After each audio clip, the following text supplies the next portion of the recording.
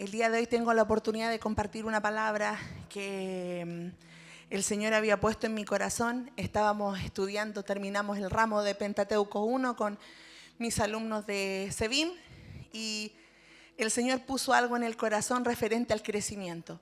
Antes de orar les dejo el título, se llama Crecer o Decrecer, el camino de la fe y la herencia. Vamos a orar al Señor para que nos bendiga en esta tarde. Amado Padre Celestial, venimos delante de tu presencia en el nombre de Jesús, primeramente para darte las gracias por este día y por todas tus bendiciones que hemos tenido en este día, Señor amado, desde temprano, Señor, desde los que llegan temprano, orando, Señor amado, por la preparación de este culto, por cada una de las responsabilidades, Señor, que se han podido llevar a cabo. Te damos gracias, Señor. Gracias porque hemos sentido tu presencia ministrando en este lugar, Señor amado. Tu presencia, como decíamos en la alabanza libre, trae sanidad, trae, Señor amado, libertad, Señor amado. Así que queremos pedirte que en esta tarde, Señor, nuestros corazones puedan ser preparados y ministrados, Señor, para que lo que se comparta sea de edificación para todos nosotros, Señor. Dejamos todo en tus manos y te agradecemos. En el nombre de Jesús, amén y amén. Hermanos amados, la vida cristiana no es un estado estático. No es como se llama desde que nosotros recibimos al Señor, todas las cosas son planas. Al contrario, es a veces un camino con bastantes subidas, bajadas extremas, hay ciertos llanos entre medio, pero así es una vida dinámica en el Señor. Y siempre estamos obligados a elegir.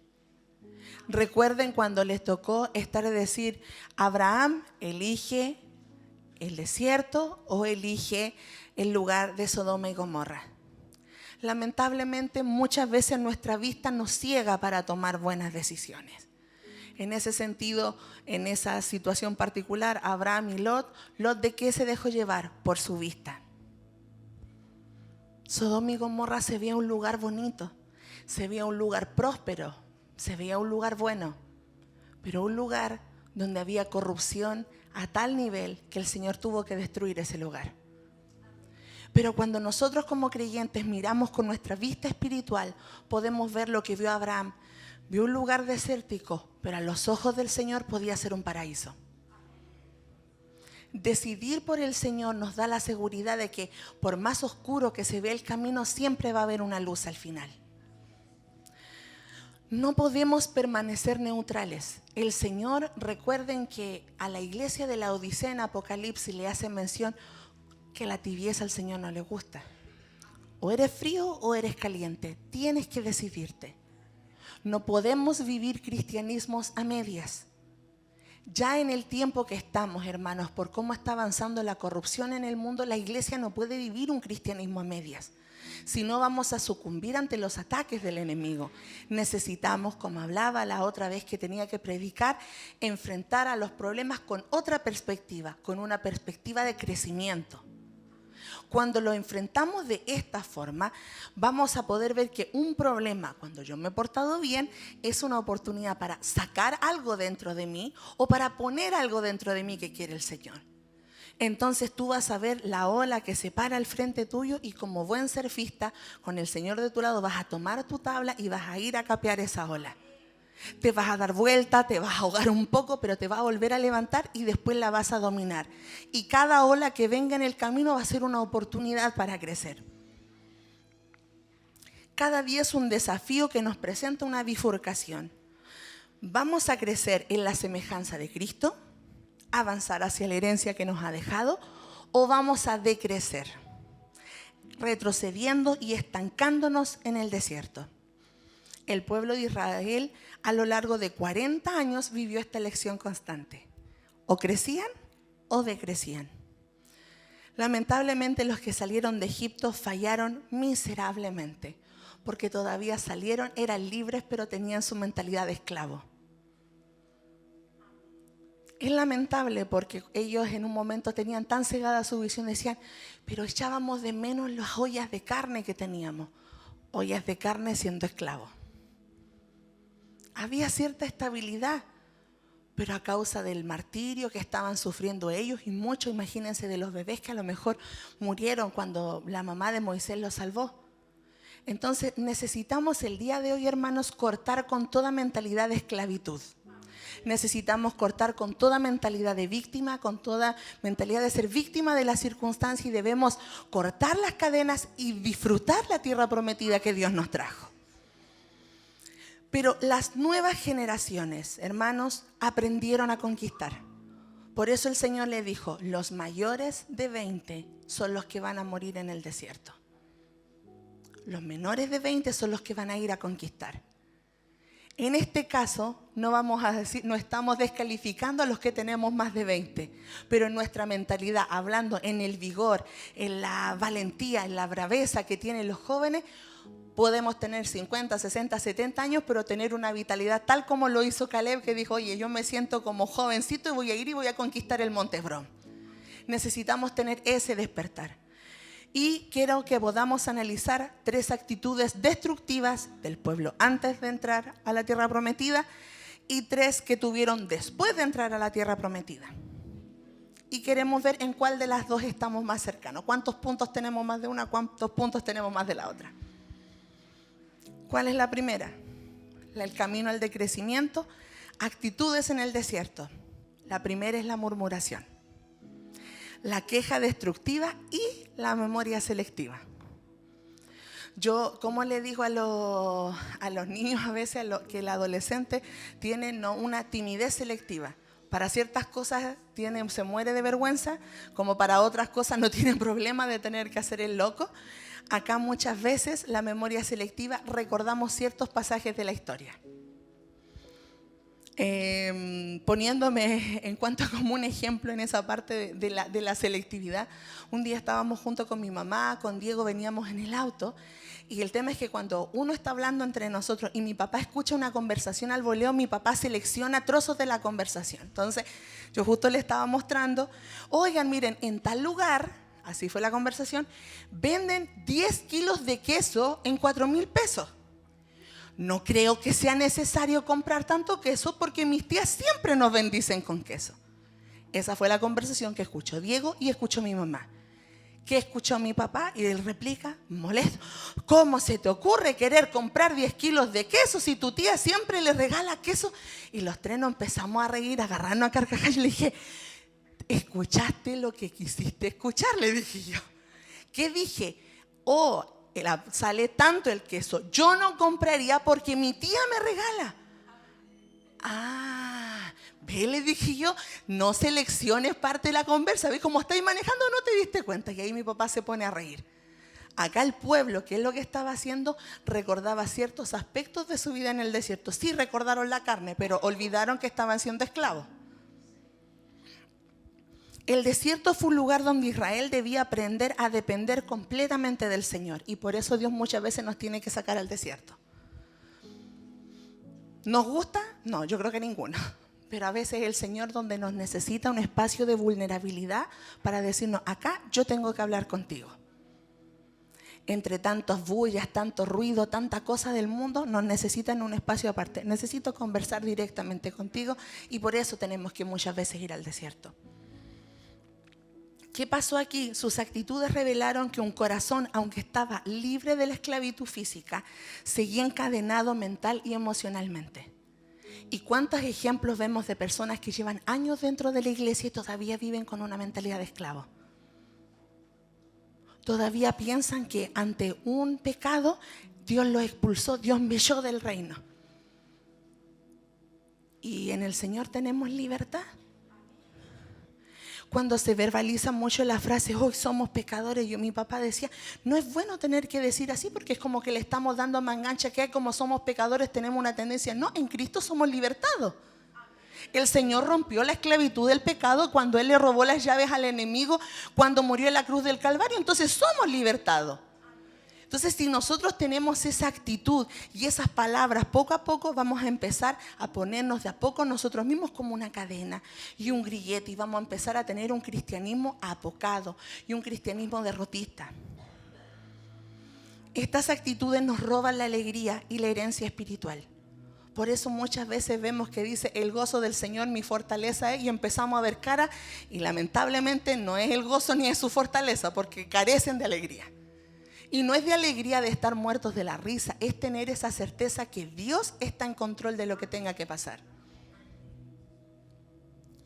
En mi situación actualmente con el embarazo, no solamente porque tengo un tema de la hernia, que desde siempre quisimos intentar solucionarlo, y como ustedes sabrán, la salud pública no acompaña muchas veces, y cuando nosotros quisimos ir a la cirugía me dijeron que no me podían operar, porque tenían que esperar ciertos procesos y todo eso. Ya le dije yo, no hay ningún problema. Sumado de eso, a principios de año tuvimos una situación con mi mamá que nos cambiaron la dosis de las pastillas de tiroides, lo que hizo que la tiroides se elevara a las nubes. Para los que tienen problemas en la tiroides, entenderán que el rango más o menos entre 0 a 4,68. Mi mamá tenía casi 44. O sea, demasiado disparado. Y en mi caso, por el embarazo, yo llegué a tener 30. Y uno dice, los que no manejan biología, ¿qué tiene que ver eso y por qué es tan grave? En el metabolismo, la glándula de la tiroides es la que se encarga de regular todos los sistemas del cuerpo. Tener la tiroides mala justo en el segundo trimestre es crucial porque el bebé no tiene tiroides, se alimenta de la mía. Claramente mi tiroides estaba muy mala. Y si yo no arreglaba eso a tiempo, podían desarrollar problemas neuronales, cognitivos y de desarrollo y crecimiento. Eso despertó alerta y todo, y el Señor permitió llevar al momento preciso, a que ahora ya va bajando, se está regulando y está la hernia de por medio. Y está ese miedo. Pero ¿qué es lo que pasa? Yo ya he sido testigo de la fidelidad del Señor. En cuanto Él toma una decisión, siempre es la mejor. Entonces, ¿qué es lo que hago? ¿Voy a empezar a preocuparme y acelerarme en qué va a pasar todo? No. Como mi mamá dice, basta cada día su propio afán. Unos dicen que puede ser parto normal, otros dicen que puede ser cesárea. El día que llegue a ocurrir, Dios ya tiene el plan trazado. ¿Qué voy a hacer? ¿Me voy a preocupar? No. ¿Por qué? Porque yo sé que Él está en control. Si yo hubiera querido ponerme como el pueblo que vamos a ver en la queja destructiva y la mejora, Señor, pero ¿cómo? O sea, mira, me permitiste y ahora me vas a poner en una situación de riesgo. Porque cuando estuve en esa situación de riesgo con el quiste, Dios sí estuvo conmigo. Estuvo con mi mamá cuando casi pierde la vida por lo del tétano, y estuvo con mi hermana. ¿Por qué voy a olvidar las bondades del Señor? Mejor voy y me compro una caja de pasas y empiezo a recordar, empiezo a combatir el Alzheimer espiritual que a veces viene. No podemos dejar de confiar en el Señor.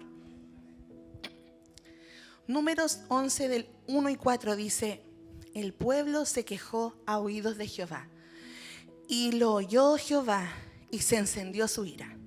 Los extranjeros que se habían mezclado con ellos tuvieron un vivo deseo, y los hijos de Israel también volvieron a llorar y dijeron: ¿quién nos diera a comer carne?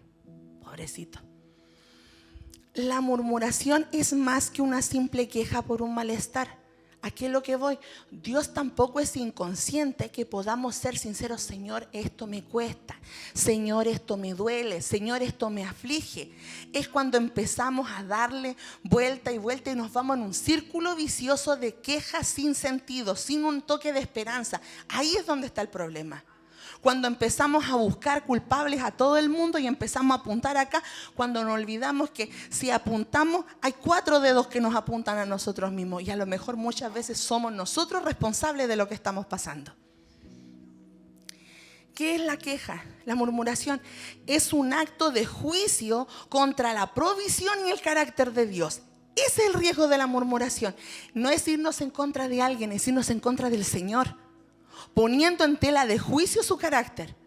Señor, esto es injusto. Señor, ¿por qué tú no viste esto? Y eso es lo que estaba haciendo el pueblo. El Señor los liberó de casi 400 años de esclavitud, pero ellos querían ir a comer carne. ¿No les había dado el maná hace poco? ¿No les había dado agua de un lugar, de una fuente? Pero ellos querían carne, que el Señor no nos hizo caso en el menú que teníamos en mente. El pueblo no solo se quejó del maná, sino que idealizó la esclavitud de Egipto. Empezó a idealizar la cárcel que tenían. Teníamos los pescados, pepinos, melones, puerros, cebollas y ajo, dice Números 11:5. pero olvidaron los látigos y el dolor que tuvieron que pasar. Porque nunca es fácil salir de tu zona de confort.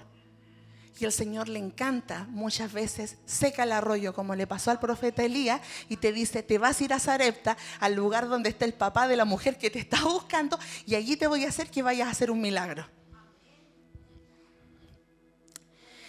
Esta memoria selectiva, recordar lo agradable y borrar lo doloroso, culpando a Dios por el presente, esta actitud enfría la fe. Tenemos que tener mucho cuidado cuando empezamos a dar este ciclo repetitivo de queja y rezongo en contra del Señor, porque estamos yendo en contra de su voluntad. Jesús lo dijo él mismo, no le era fácil tener que morir en la cruz. Pero ¿qué dijo en el Getsemaní? Señor, si quieres, pasa de mí esta copa. Él en el dolor estaba tratando de darle ánimos a los discípulos. Él en medio de su sufrimiento, porque oye sí, pero era Dios, pero estaba en su naturaleza humana. Sabía lo que venía encima y más allá, como muchas veces mi papá, mi mamá lo han dicho, más allá de que los clavos, que los látigos, que el Padre le diera vuelta a la espalda, era el golpe de los más grandes. Por eso ese Padre, ¿por qué me has abandonado? Es un grito de dolor de Señor, esto fue mucho, tenía como que ser yo, pero Él lo hizo hasta el final.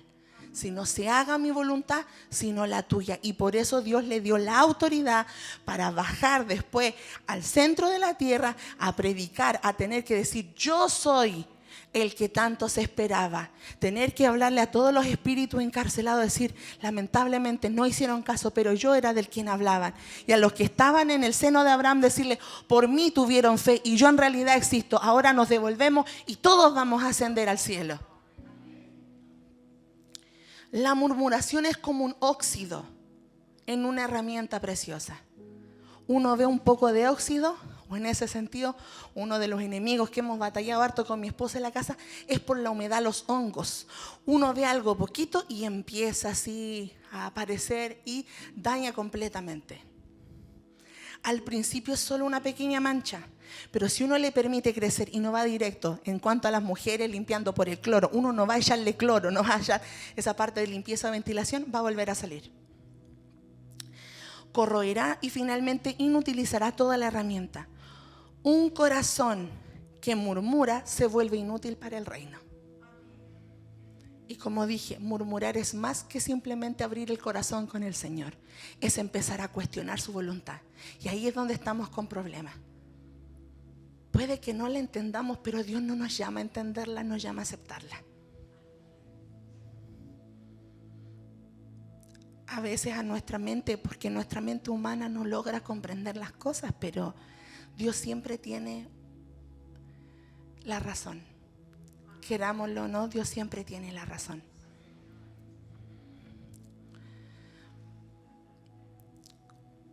Ya que se enfoca en la carencia, dicen, el corazón se vuelve inútil porque se enfoca en la carencia en lugar de la omnipresencia y omnipotencia de Dios. Señor, esto no está, pero oye, pero Dios nos lo sabe todo, Dios no puede hacerlo todo, Dios puede hacer que esto aparezca. Cuando a mí un médico cristiano fue así y directo, tú eres infértil, me dijo así porque por el ovario poliquístico eres infértil. Me decía, sí, de acuerdo al diagnóstico, sí, pero yo sé en la omnipresencia y omnipotencia del Señor que Él puede dar vuelta al diagnóstico. Cuando me operaron y le dijeron a mis papás, oye, ¿ella va a poder ser mamá? Le va a costar. No es fácil. Puede que salga y puede que no. Nosotros decíamos, si está en la voluntad del Señor, esto va a ocurrir. Pasó un año y dijeron, si usted después del año no ocurre, ahí preocúpese. Y el Señor sabe, como lo conté la semana que tuve que predicar, me había entregado y me había rendido a tal punto que yo le dije, Señor, te lo entrego, este era mi deseo, pero si no es tuyo, tú encárgate y dame el confort y la paz, porque yo a ti te voy a seguir sirviendo igual, con esto o sin esto. Y el Señor, antes de un año, me trajo la respuesta. cada uno sabe lo que es estar en esa cisterna hecha a su medida, y a lo mejor me diría, Anita, pero es que no es fácil empezar a hablar algo positivo cuando no he visto la respuesta. Pero como dijo la pastora, algo muy importante, entonces nos toca ocupar otras herramientas de un calibre más pesado. Pero si yo voy todos los domingos a la iglesia, no es suficiente solo los domingos. Me conecto los jueves, bien, domingo los jueves, voy al ministerio, voy a los varones, sigue participando, sigue asistiendo. Estoy en el instituto bíblico, qué bien, manifiéstate. Pero por algo el Señor le dijo a sus discípulos, este género no sale sino con oración y ayuno. Entonces empecemos a usar las herramientas de peso pesado que Dios nos dejó. Armas de guerra, de conquista, ayuno y oración. Jesús estuvo ayunando en el desierto cuando vino la tentación, y eso fue una de las que los catalizó para empezar su ministerio de los 3 años y medio. Entonces boguemos mar adentro. El problema es tan grande que necesita tenernos preparados para ese nivel, para enfrentarlo. Cuando nosotros fuimos al nutriólogo, y hago este paralelo, nos decía tanto mi papá, mi mamá, mi hermana, el Diego y yo, nosotros somos de una contextura ósea ancha. ¿Y qué se refiere con esto? De que nuestro cuerpo nos sirve un ejercicio muy liviano. O sea, por ejemplo, no si yo camino. Prácticamente para que nuestro cuerpo reciba el caminar, tendríamos que caminar kilómetros diarios. 20, 30 kilómetros para que recién eso funcione. Dijo, ustedes, su cuerpo están preparados para un entrenamiento de alta intensidad. Pesa o cosas pesadas, ahí su cuerpo va a empezarles a reaccionar.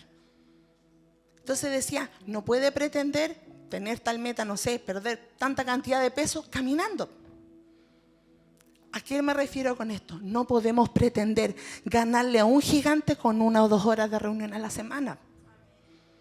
Necesitamos ser cristianos de alto rendimiento, entonces empezar a preparar y sacar músculos espirituales. A empezar a practicar las disciplinas espirituales, el ayuno, la oración, la lectura de la palabra. Y hasta que podamos ver conquistado el Monte Hebrón. La queja es la antítesis de la fe. ¿Y cuál es la consecuencia, hermanos? La ira de Dios y la pérdida de la presencia. El fuego consumidor en los extremos del campamento, en Números 11:1. El Señor, ya no vamos a sentir su presencia. Vamos a prácticamente ser címbalos que retiñen. Vamos a ser almas, como se llama, en pena. Y Dios quiere que no vivamos un cristianismo vacío. Quiere que vivamos un cristianismo lleno de fuego del Espíritu Santo. La segunda actitud para decrecer es la incredulidad. La duda paralizante y la visión humana. Muchas veces, como dije, nuestra propia visión ha arruinado los planes de parte del Señor, porque con nuestros ojos vemos una cosa, pero el Señor ve otra. Con nuestros ojos vemos resta, vemos división, pero el Señor siempre ve suma y multiplicación. No dio 2 panes, no 5 panes y 2 peces y alimentó un montón de gente. Como decía mi mamá, cuando uno le prioriza al Señor en todo el sentido de la palabra, y no hablo solamente de forma económica, el Señor multiplica 100 por 1. Han llegado momentos en donde yo he dormido pésimo, nada, no hemos dormido nada, pero hemos dicho, el Señor va primero y viene una fuerza sobrenatural que te permite hacer de todo, el Señor te usa, Señor, y tú prácticamente terminas al final muerto tratando de recuperar fuerza, pero el Señor te dio esa fuerza para hacer lo que tenías que hacer. Cuando uno llega a fin de mes y empieza a decir, chuta, ¿cómo lo vamos a hacer? Y uno dice, Señor, para tu reino, en esta actividad, el Señor dice, oye, y viene y pasa de un lado para otro. O sea, como el Señor permitió el viaje de mi hermana con mi papá, el Señor trajo suministro de otro lugar para poder llevar a cabo. Y no es que estaban ellos emocionalmente a su 100% y en medio de su dolor, sus dificultades, predicar de parte del dolor, Dios los ha usado grandemente estando fuera. Estando enfermo, estando debilitado, el poder de Dios se ha manifestado a través de ellos. Es porque le creyeron al Señor. ¿Qué pasó en Números 13 del 30 al 31? Subamos luego y tomemos posesión de ella, porque más podremos nosotros que ellos. No podremos subir contra aquel pueblo, porque es más fuerte que nosotros. Este pasaje ocurrió cuando Moisés envió a los 2 espías para revisar cómo estaba el terreno. Todos dijeron que era muy bonito, todos dijeron que estaba difícil para conquistar, pero solo 2, Josué y Caleb, dijeron: si Dios nos dio este lugar, lo vamos a conquistar. Por eso aquí dice: oye, subamos y tomemos posesión de ella, dicen ellos. Pero ¿qué dicen los otros 10? No vamos a poder, el pueblo es muy grande. ¿Y quién los sacó de Egipto? ¿Se sacaron ellos solos? ¿Los sacó el Señor? La incredulidad se manifestó después que los espías reconocieron la tierra. Los 10 espías incrédulos vieron gigantes y dijeron: éramos nosotros a nuestro parecer como langostas. Así les parecíamos a ellos. Y la incredulidad, ¿qué es, hermanos? Es confiar más en la percepción humana que las estadísticas de las promesas divinas. Empezamos a mirar y decir: no, pero es que no hay chance. No, pero es que este diagnóstico no tiene vuelta. Pero el Señor puede dar vuelta a los diagnósticos así. Un pastor, en un video de Reinhard Bonnke, un evangelista que se dedicó a predicar en el área de África, un pastor, Daniel Ekechukwu de Nigeria, 3 días quedó muerto. Tuvo un accidente, había salido a visitar a su familia y justo ocurrió que tiene un choque y él muere de forma instantánea. Salió en las actas de defunción. ¿Y por qué enfatizo los 3 días? Porque se demoran en enterrar a los cuerpos para que no ocurra el estado de catalepsia, que en 48 horas, o sea 2 días, puede reanimarse. Tuvo 3 días con certificado en mano. Y la esposa, con una fe tremenda, decía: ellos recibieron a sus muertos cuando resucitó Jesús. Está el evangelista, yo voy a llevar a mi esposo para que obre un milagro y lo devuelva a la vida. Y con una certeza la mujer fue y llevó a su esposo, hizo todos los trámites, no la querían dejar de llevar el cuerpo de su esposo, llevarlo para allá. Y mientras Dios estaba trabajando en el cuerpo y la mente y el alma del pastor, porque él cuenta de que el Señor, un ángel, lo llevó al cielo, vio todas las cosas hermosas y terminó viendo después el lugar de tormento. ¿Y cuál es el tema? Le pregunta el ángel: ¿dónde crees que te tocaría quedarte a ti? Y él le dice: yo supongo que al cielo, Señor. Yo evangelicé, yo hice esto, otro. Y le dice el ángel: no, a ti te toca acá. ¿Pero por qué le dice si yo hizo esto, otro? ¿Te acuerdas que justo antes de que tú te salieras de tu casa, 2, 3 días antes tuviste una pelea con tu esposa? Y tu esposa intentó en 3 oportunidades ir a arreglar las cosas contigo. Y tú le cerraste la puerta en la cara. Tú no quisiste, tú rechazaste y tú en rabia te fuiste a la casa de tu papá. Se te generó una raíz de amargura que no pudiste ponerte a cuenta. Que no quisiste ponerte a cuenta. Y el pastor, con las lágrimas en los ojos, dijo: por más que me dolía, yo entendía que era lo justo. Yo me merecía estar acá. Porque no arreglé a tiempo las cuentas con mi esposa. Y el Señor le dice: pero te voy a dar una otra oportunidad más. Vas a regresar a la vida y vas a contar lo que yo te hablé aquí. Y la esposa, lo que estaba ocurriendo en el mundo real, oraron y lo llevaron a un sótano. Y después hay videos del milagro del pastor, cómo empieza de a poco a recuperarse la movilidad, y el pastor vivió. Por la fe de una mujer que dijo: yo creo que Dios es capaz de resucitar. ¿Pero qué? No vino con reclamo, no vino a exigirle ni a golpearle la mesa al Señor. Se humilló y humildemente: Señor, yo creo que tú puedes obrar el milagro. Y lo obró. Pero ¿qué pasa si Dios no obra todavía? Y a lo mejor Dios no resucita a alguien. Yo pensaba sinceramente que por mi abuelo Oscar yo había tenido un sueño antes de que él iba a resucitar, y justo era en medio de la canción Cuán grande es Dios, iba a parar aquí, iba a empezar a saludarnos a todos mientras todos nos íbamos a caer de espalda. Estuve esperando todo el rato cuando cantábamos la canción y decía: ¿en qué momento se mueve el cajón? ¿En qué momento despierta el tata? Y no despertó. Yo decía: pucha, como que me ilusioné, pero Dios sé por qué hace y por qué no hace. Y si no obró, yo sé que mi tata está descansando en el cielo.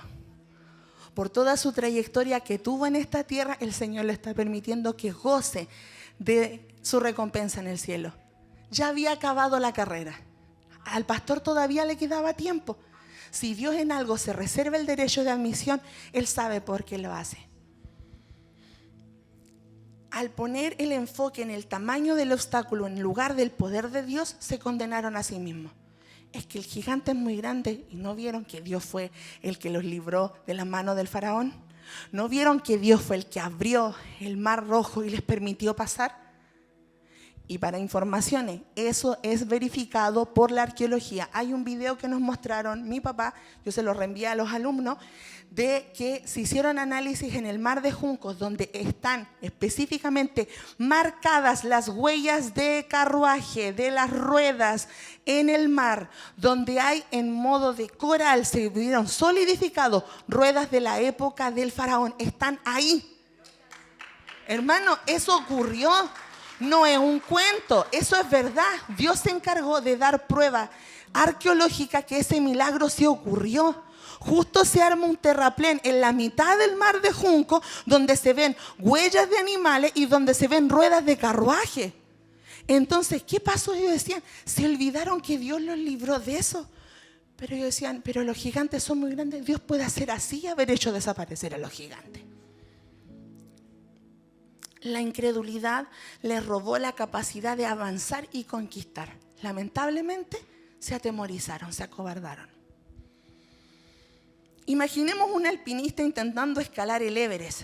Si antes de dar el primer paso, mira el monte y dice, ¡ay no! Y se llena de dificultades, su mente se llenará de miedo y no va a avanzar. ¿Qué es la incredulidad? La parálisis mental que nos mantiene en el campamento base. ¿Para qué me esfuerzo? No vale la pena. Viendo las promesas desde lejos, pero sin la valentía de emprender el viaje de la fe. Y por algo la palabra del Señor dice que el reino de los cielos sufre violencia y los valientes lo arrebatan. Y valiente no es el que no tiene miedo. Valiente es el que reconoce su falta y le pide al Señor lo que le falta. ¿Cuál es la consecuencia de la incredulidad, hermanos? Morir en el desierto y no entrar en el reposo de Dios. ¿Y cuál es el tema? Somos nosotros los que nos privamos del reposo. El Señor está así recibiéndonos con los brazos abiertos, pero nuestra incredulidad es como que le diéramos un portazo en la cara al Señor. No, Señor, yo creo que tú no puedes. Obviando con la memoria selectiva cuántos milagros vemos en la Escritura y en nuestras propias vidas que Dios hizo, olvidándonos de eso. Finalmente, la última actitud de crecimiento, la rebeldía. Resistencia abierta y un desafío a la autoridad de Dios. O sea, no bastó con murmurar, no bastó con incredulidad, ya tenemos la osadía de enfrentarnos cara a cara al Señor a pedirle explicaciones.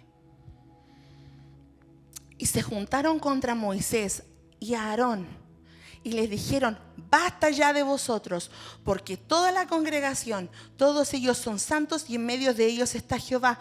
¿Por qué pues os levantáis vosotros sobre la congregación de Jehová? Es la rebelión de Coré, Datán y Abiram, en Números 16:3. O sea, Señor, ¿y por qué está usándolo a él y no nos puede usar a nosotros? Oye, si todos tenemos la capacidad.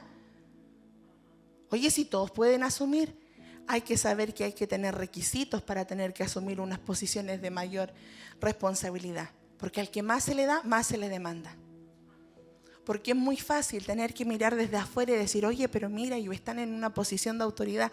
Pero para tener que estar en esa posición hay que jugarse y pelear el todo por el todo para mantenerte en este lugar. Porque te vienen huracanes, vientos, problemas, conflictos, te tambalean las piernas, pero el Señor es el que te fortalece.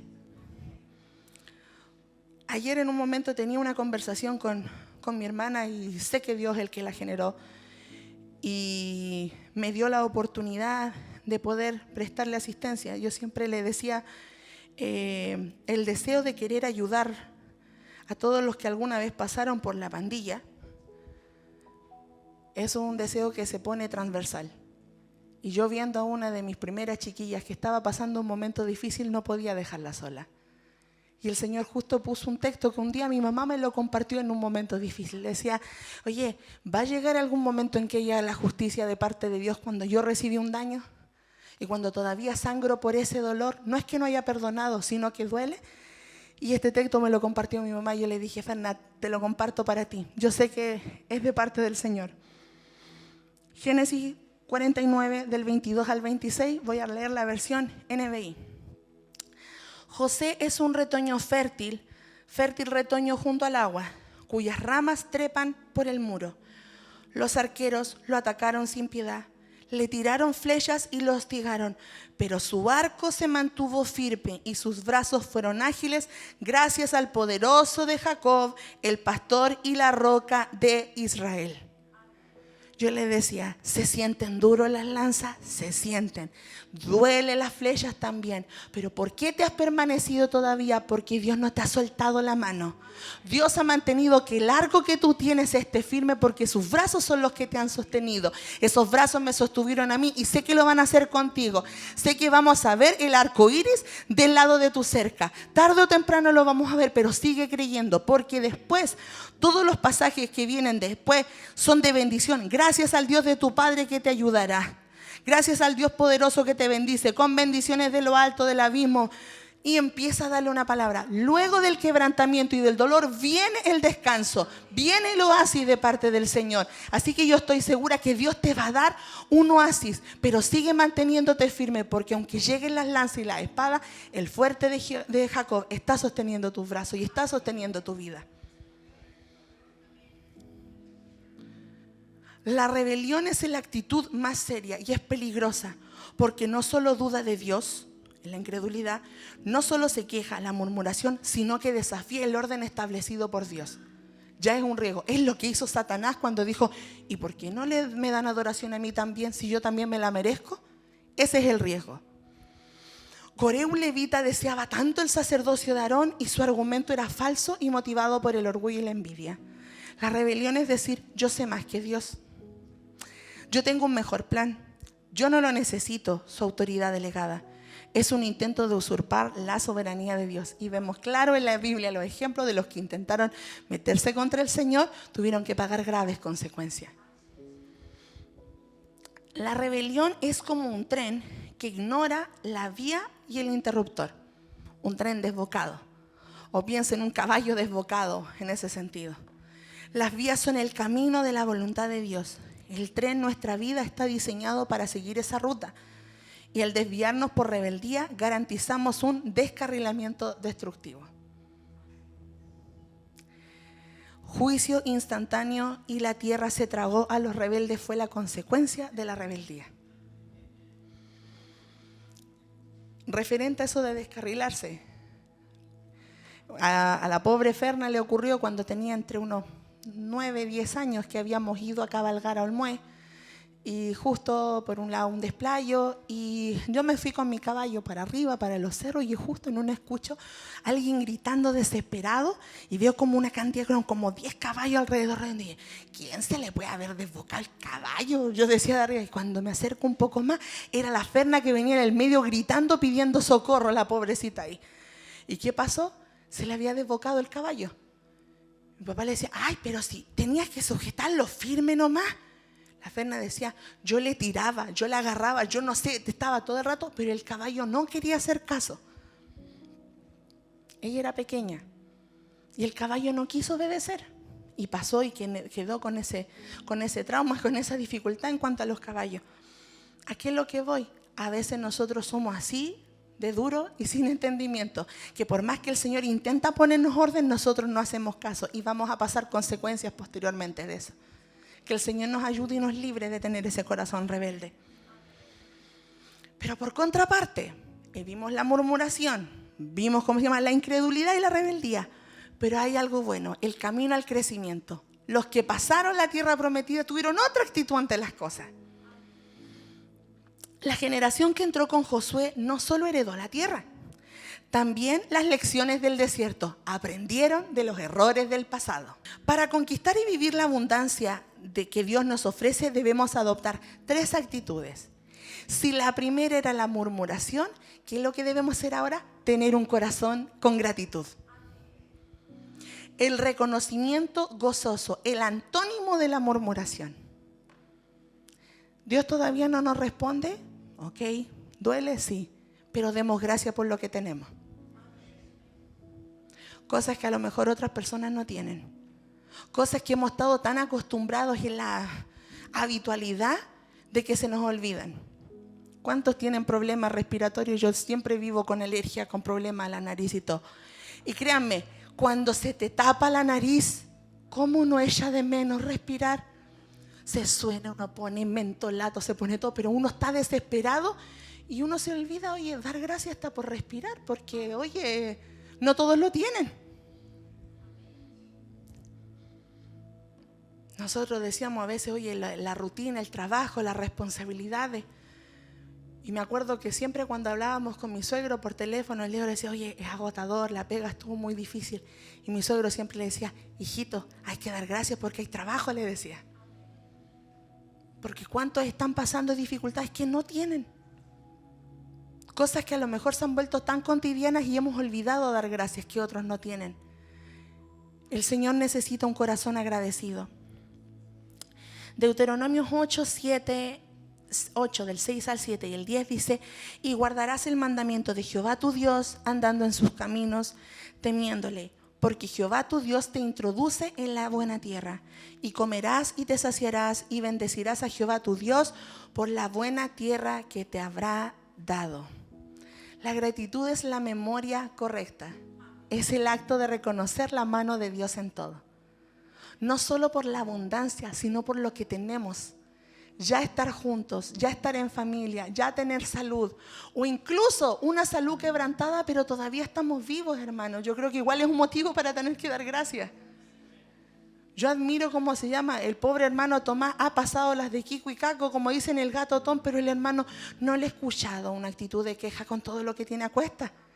Él, su esposa, los chiquillos siempre han tenido gratitud hacia el Señor porque le permitió estar aquí, porque a lo mejor otras personas ya no lo hubieran contado y Él está aquí. No solo en la abundancia, sino en la fidelidad demostrada durante el desierto, porque incluso en el desierto Dios nos da sustento. La ley de Moisés ordenó varias fiestas, ofrendas, para institucionalizar la gratitud, asegurándose que el pueblo nunca olvidara que la tierra y todo lo que producía era un regalo inmerecido de Dios. La gratitud es la clave para la alegría sostenida. Si faltan motivos para ser alegres, tenemos entonces que aprender a dar gracias al Señor, porque con eso tendríamos muchos motivos para tener que estar alegres. Para crecer debemos erradicar el hábito de la queja y sustituirlo por el hábito de la alabanza. Incluso cuando a lo mejor a veces no me salen las palabras y digo, Señor, pero ¿cómo voy a darte gracias? El Señor pone alabanzas a nuestra disposición y nos permite quebrantarnos en su presencia y ofrecerle una alabanza. Y ahí nosotros estamos haciendo un sacrificio de alabanza, frutos de labios que confiesan su nombre. El sacrificio no es darlo así, venga un sacrificio. Es con dolor, pero en el Señor recibimos la fortaleza y agradecemos por medio de la adoración. Empieza cada día enumerando las bendiciones de Dios, desde estar vivo, desde tener abrigo, desde tener comida, desde tener una familia. Son muchos motivos para agradecer que no todos lo tienen. El agradecimiento es una disciplina espiritual que nos saca del enfoque del ego. Yo no tengo esto, pero sí tengo esto otro. Esto me falta, pero esto Dios me lo proveyó. Esto no lo tengo, pero en esto Dios va a responder en algún momento. Y nos centra en la gratitud del Señor. Él me ha dado lo que tengo. Cambia el por qué a mí por el gracias, Señor, por este día. Señor, me siento cansado, pero gracias por darme un nuevo día de vida. Señor, mi cuerpo se siente agotado, pero gracias por permitirme levantarme. Ya llegará el momento en que pueda descansar. Señor, pucha, tenía unas ganas de tener que comerme a lo mejor un buen asado. El día de hoy ando antojado, pero gracias entonces por estos fideitos con huevo que me estoy comiendo porque tengo alimento sobre mi mesa. Segundo, la fe es la convicción audaz, el antónimo de la incredulidad. ¿Cómo combatimos la incredulidad? Con fe. Y Josué dijo a los hijos de Israel: acercaos y escuchad las palabras de Jehová vuestro Dios, porque por esto conoceréis que el Dios viviente está en medio de vosotros y que Él echará delante de vosotros al cananeo. El arca del pacto del Señor de toda la tierra pasará delante de vosotros en el Jordán. Esto es antes de cruzar el río. El arca va primero porque la presencia de Dios debe ir primero antes de cualquier tarea que tengamos que emprender. No podemos ser ajenos y solo involucrarlo cuando nos conviene. El Señor no es una moneda de cambio. Por eso a los hijos de Eli, cuando usaron el arca, llevemos el arca para que ganemos. No fue por involucrar al Señor, es agarrar el arca como un amuleto. Y por eso perdieron el arca. Pero si nosotros involucramos al Señor de forma voluntaria, Señor, necesito que tú guíes el paso que tengo que dar, necesito que tú direcciones, que tú abras las puertas, Dios se va a encargar de abrir ese camino. La generación de Josué demostró una fe que actúa, no una fe que duda. Cuando llegaron al Jordán, en una época crecida, era casi 1 kilómetro más o menos de anchura para tener que cruzar. O sea, no era fácil. Y Dios no secó el río antes de que se acercaran. Mandó a los sacerdotes a mojar sus pies en el agua. Pasen ustedes. Oye, pero nos vamos a ir con arca y todo para allá. Pasen y pónganse entre medio. Y cuando pasaron, se empezó a abrir el camino y se hizo un espacio para que pudieran cruzar el Jordán en plena época de desbocadura. Sí.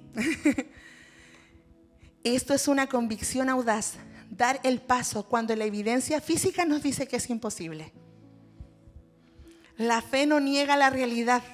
El río sí estaba crecido, no podemos negarlo, sino que prioriza la promesa de Dios sobre la realidad visible.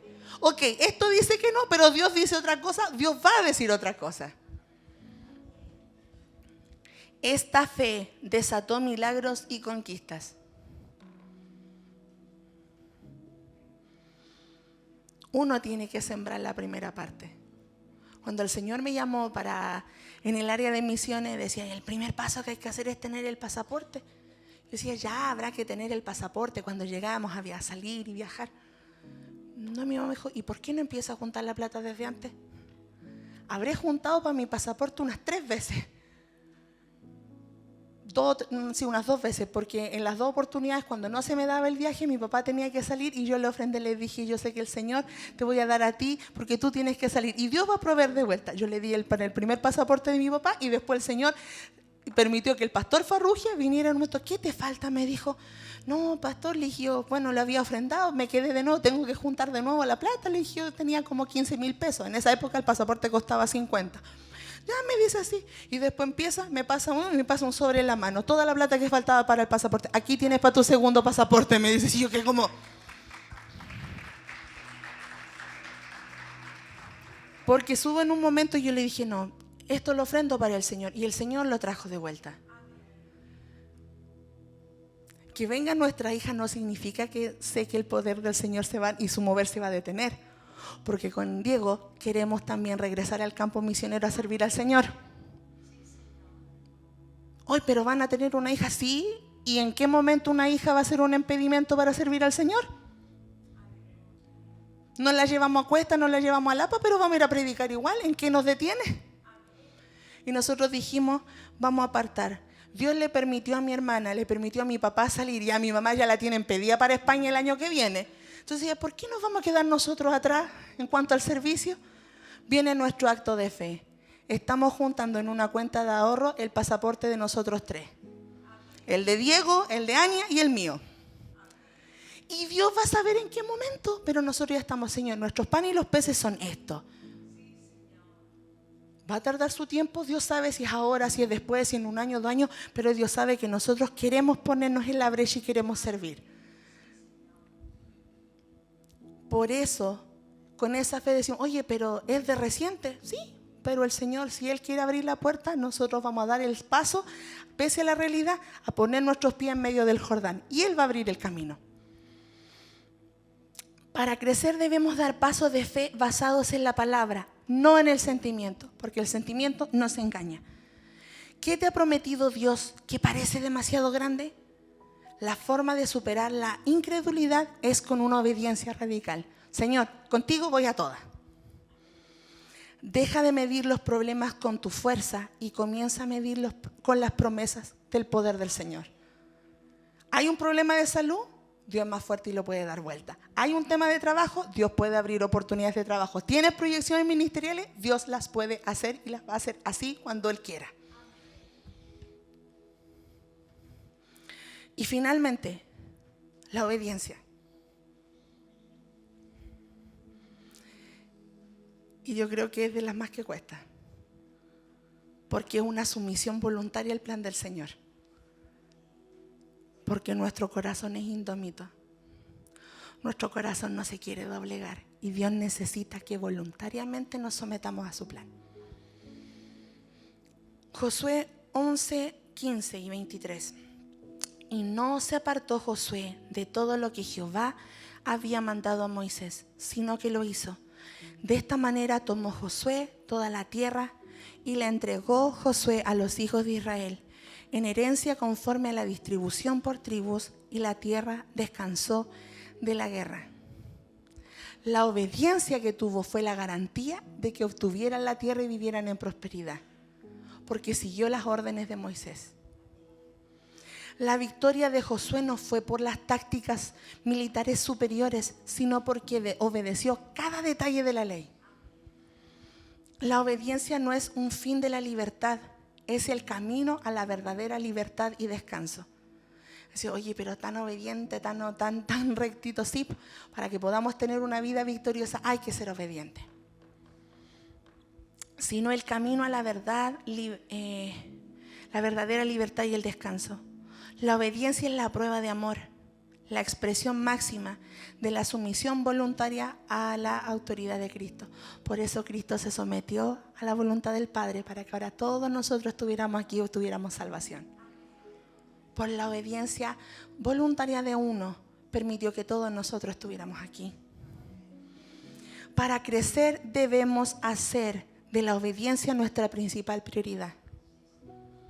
No necesariamente hay que entender las cosas. Hay que saber, si Dios nos da una orden, obedecerla. Dios en el proceso nos va a explicar después. O puede que no nos explique. O puede que no nos explique en un buen tiempo. Pero nosotros no debemos olvidar que siempre su voluntad va a ser buena, agradable y perfecta. Examinemos nuestras áreas donde hemos permitido que venga una pequeña rebeldía. Un hábito, una actitud, una palabra que Dios te pide que cambies. Analicémonos nosotros mismos si hemos tenido focos de rebeldía. El crecimiento viene cuando decimos, Señor, no te entiendo, pero confío en ti y lo voy a hacer.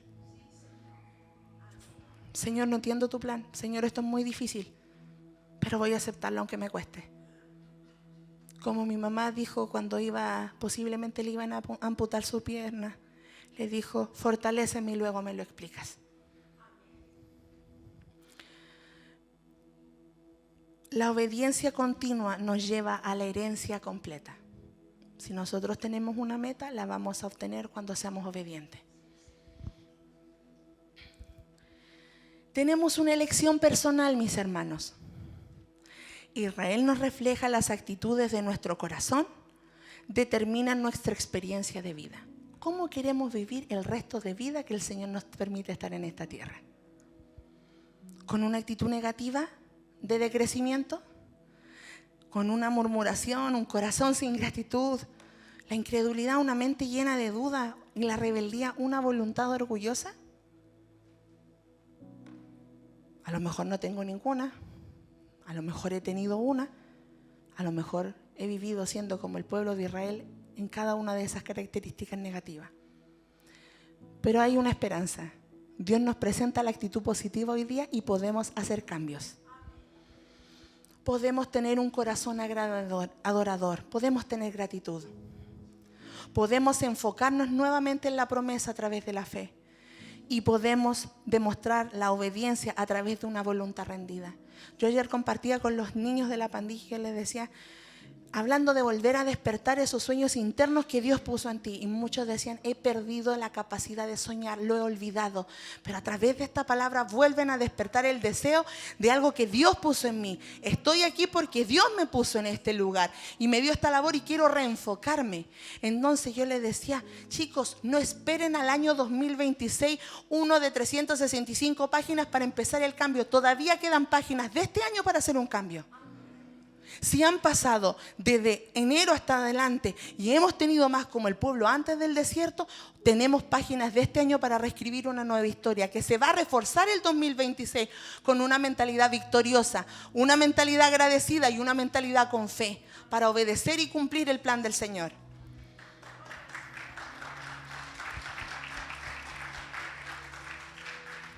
Hemos sido liberados de la esclavitud por medio de Cristo, hermanos. La tierra prometida de la vida abundante y eterna es nuestra. El punto es, ¿qué llevamos en el equipaje? ¿Tenemos sobrecarga? ¿Tenemos, cómo se llama, algo que deberíamos sacar? Porque nos van a medir el equipaje cuando queramos decir, se pasaron de los kilos, te va a tocar pagar extra. ¿Llevamos óxido de la murmuración que nos impide disfrutar la vida? ¿Ancla de la incredulidad que nos detiene? ¿O un espíritu de rebeldía que te aísla? Porque a las personas rebeldes nunca les gusta estar en el cuerpo. Las personas rebeldes prefieren estar en un lugar, en un claustro. Prefieren estar solas porque no quieren involucrarse en el mover del cuerpo del Señor. Que el Señor nos ayude. Hoy debemos elegir el camino del crecimiento. Deshacernos de estas actitudes del desierto y adoptar la gratitud, la fe y la obediencia. Solo así podremos poseer verdaderamente nuestra herencia en Cristo. Oremos para que el Espíritu Santo nos dé la fuerza para elegir el crecimiento cada día. Vamos a tener un tiempo de oración, mis hermanos, y le pido que inclinen su rostro y en el lugar donde están podamos tener un tiempo de oración. Un tiempo de ponernos a cuenta con Dios. Ha sido necesario tener que recordar esto. A lo mejor muchos ya lo conocíamos, pero ¿cuántos seguíamos viviendo con actitudes de esclavitud? Murmurando, yéndonos en contra de tu voluntad, teniendo un corazón incrédulo, mirando con nuestros ojos y no con los ojos tuyos, Señor. Y teniendo una actitud de rebeldía, directamente osar levantarnos contra ti, que eres el creador del mundo, el creador del universo, el que puede cambiar las probabilidades con el chasquido de un dedo. Di la palabra y será hecha, dijiste tú, Señor, cuando sanaste, Señor, a ese siervo del centurión. Le habían dicho, y así el Señor lo hizo. Dios necesita que despierte una generación de conquista con la capacidad suficiente de tener un corazón agradecido, de poder ver los problemas a través de la fe, no mirando las probabilidades humanas, sino las probabilidades en las promesas del Señor, que son grandes, y con una obediencia, una sumisión completa, son la clave para que podamos conquistar la herencia que Dios tiene para nosotros. En el lugar donde están es momento, esto no lo puedo hacer yo por ustedes.